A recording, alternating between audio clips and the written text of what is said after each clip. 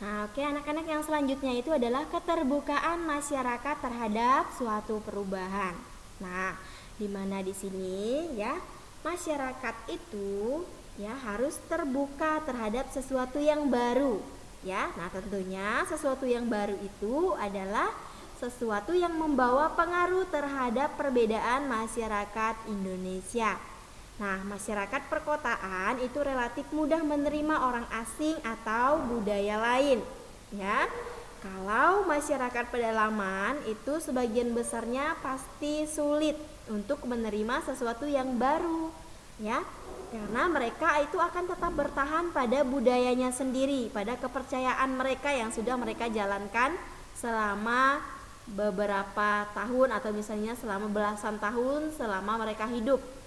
Ya, jadi mereka tidak akan percaya dengan budaya lain yang masuk ke dalam budaya mereka, dan mereka juga akan sulit untuk menerima budaya luar yang masuk ke dalam tempat mereka, ya, atau masuk ke dalam tempat tinggal mereka. Itu mereka tidak akan bisa menerima.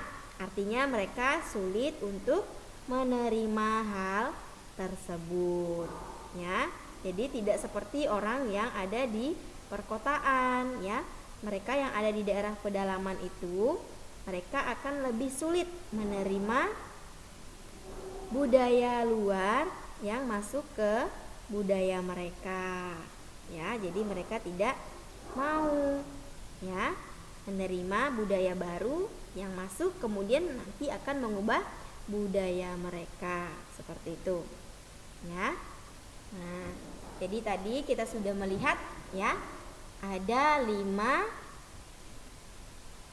faktor penyebab keragaman yang ada di Indonesia, ya. Jadi anak-anak sudah tahu tadi faktor yang pertama ada faktor letak strategis wilayah, kemudian ada kondisi alam, ada kondisi negara, kemudian ada perbedaan transportasi dan komunikasi, sampai kepada penerimaan masyarakat terhadap suatu perubahan, ya. Jadi itu materi yang kita pelajari hari ini. Semoga bermanfaat dan bisa kalian pahami dengan baik, dan jangan lupa materinya dicatat karena ibu akan sudah ibu katakan tadi di sesi 1, ibu akan memeriksa catatan kalian dan memberikan nilai, ya. Jadi siapa yang tidak mencatat dan tidak mengumpulkan itu resiko tidak mendapatkan nilai, dan akan ibu catat pada buku catatan kalau anak ini sering tidak mencatat materi, anak ini sering tidak mengumpulkan tugas, sering tidak membawa buku, ya. Jangan lupa, ya, kalian sudah ibu kirimkan masing-masing jadwal. Itu tolong di print, ditempelkan di kamar masing-masing, ya, sebelum ke sekolah, ya. Malamnya itu tolong bukunya, ya, itu dimasukkan ke dalam tas semua agar tidak ada lagi yang ketinggalan buku, yang tidak bawa buku, ya. Itu alasan yang sudah menjadi kebiasaan kalian, ya.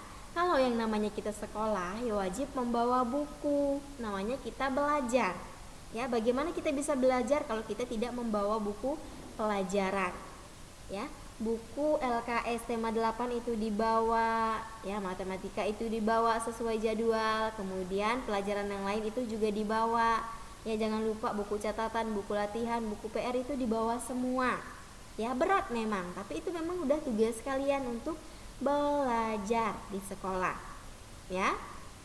Oke. Untuk mengakhiri pembelajaran kita pada pagi hari ini, seperti biasa kita akan berdoa Salam Maria. Oke. Dalam nama Bapa dan Putra dan Roh Kudus. Amin. Salam Maria, penuh rahmat Tuhan sertamu, terpujilah engkau di antara wanita dan terpujilah buah tubuhmu Yesus.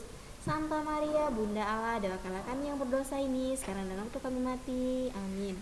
Kemuliaan kepada Bapa dan Putra dan Roh Kudus, seperti pada permulaan, sekarang dan selalu sepanjang segala masa. Amin. Dalam nama Bapa dan Putra dan Roh Kudus. Amin. Oke, selamat pagi, selamat beraktivitas. Tuhan Yesus memberkati.